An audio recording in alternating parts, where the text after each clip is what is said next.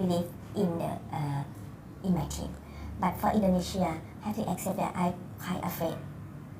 But anyway, we'll see on the 4:30 today. More emotion. Thank you. Malade. Thank you. Thank you so much, Coach.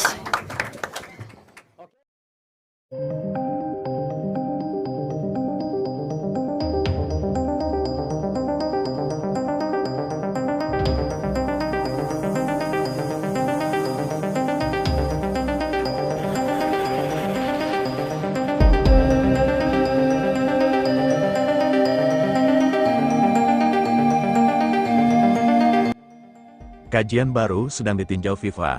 AFC dan FIFA sepakat agar AFF dibubarkan dan diganti FIFA ASEAN Cup per 2 tahun sekali. Netizen dukung gas kali ini, soalnya AFF banyak mafia. Ini bukan lagi soal wasit, ini bukan lagi soal satu pertandingan. Ini adalah pergeseran kekuasaan terbesar dalam sejarah sepak bola Asia Tenggara dan prosesnya ternyata sudah dimulai jauh sebelum kontroversi Kalvan Al-Amuri. Jauh sebelum Indonesia tersingkir dari Piala AFF 2026. Jauh sebelum Kif Samet memohon agar Indonesia tidak keluar. FIFA sudah bergerak lebih dulu di ambang terencana, dan sekarang hasilnya mulai terlihat sangat jelas. Hari ini beredar kajian yang disebut-sebut sedang ditinjau secara serius oleh FIFA dan AFC. Kajian yang kalau benar-benar dieksekusi akan mengubah peta sepak bola Asia Tenggara secara permanen. AFF dibubarkan dan digantikan oleh FIFA ASEAN Cup yang digelar setiap 2 tahun sekali. Bukan Piala AFF dengan segala drama, mafia, dan kontroversi wasitnya, tapi turnamen resmi FIFA dengan standar FIFA, dengan wasit pilihan FIFA, dengan VAR yang diawasi FIFA, dan dengan seluruh pemain terbaik yang wajib dilepas klub karena masuk kalender FIFA Matchday. Dan netizen Indonesia langsung satu suara, gas kali ini, soalnya AFF banyak mafia.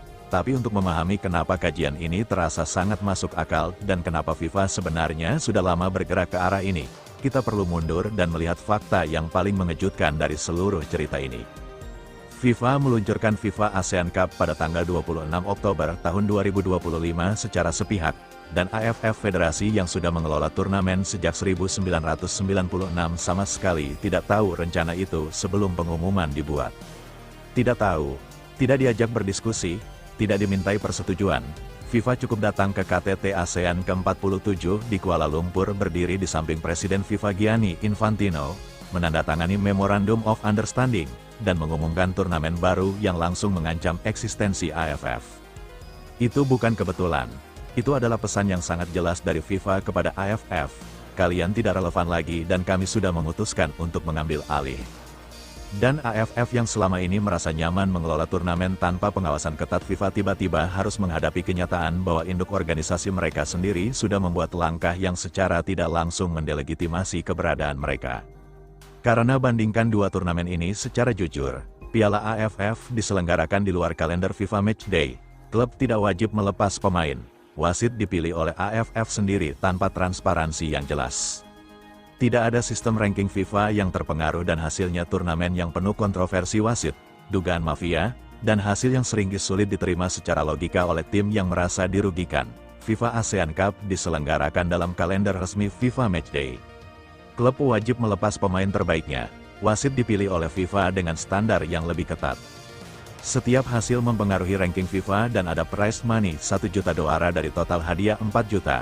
Dua dunia yang sangat berbeda dan pilihan antara keduanya bagi negara-negara Asia Tenggara seharusnya tidak sulit.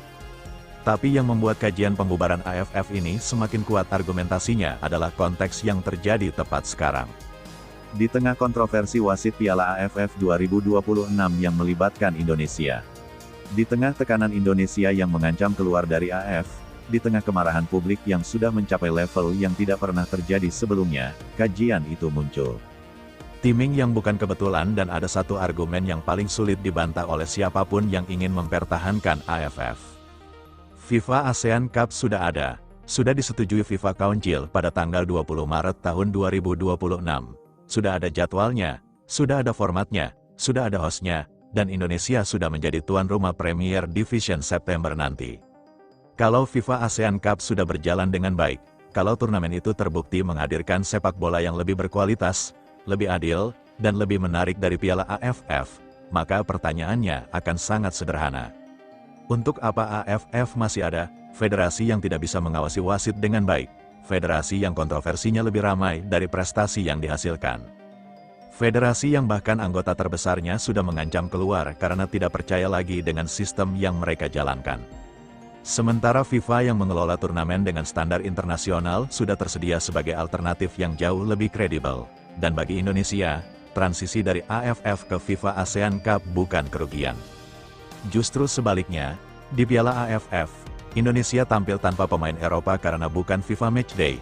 Wasit dipilih AFF tanpa transparansi dan hasilnya sudah kita rasakan berkali-kali. Di FIFA ASEAN Cup, Indonesia tampil dengan J. Itari Sassuolo, Kelvin Verdong dari Lovechill, Kevin Dick dari Borussia Mönchengladbach, Ole Romani, Miss Hilges, semua yang tidak bisa hadir di Piala AFF.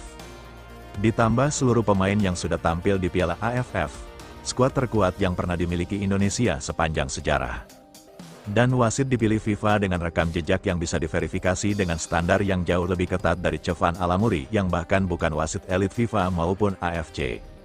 Netizen Indonesia merespons kajian ini dengan cara yang sangat berbeda dari semua drama AFF yang sudah berlangsung berminggu-minggu. Ada yang nulis, ini adalah jawaban terbaik untuk semua kecurangan AFF, bukan keluar, tapi gantikan seluruh sistemnya. Ada yang bilang FIFA ASEAN Cup setiap 2 tahun plus kualifikasi Piala Dunia sudah lebih dari cukup untuk Indonesia. AFF tidak dibutuhkan lagi. Ada yang lebih strategis. Kalau AFF dibubarkan, Malaysia tidak bisa lagi mengganggu dengan surat protes ke AFF. Singapura tidak bisa lagi dapat wasit yang menguntungkan mereka. Semua harus main di bawah aturan FIFA. Dan di sana Indonesia jauh lebih kuat. Dan ada yang paling banyak dibagikan. Ironis sekali.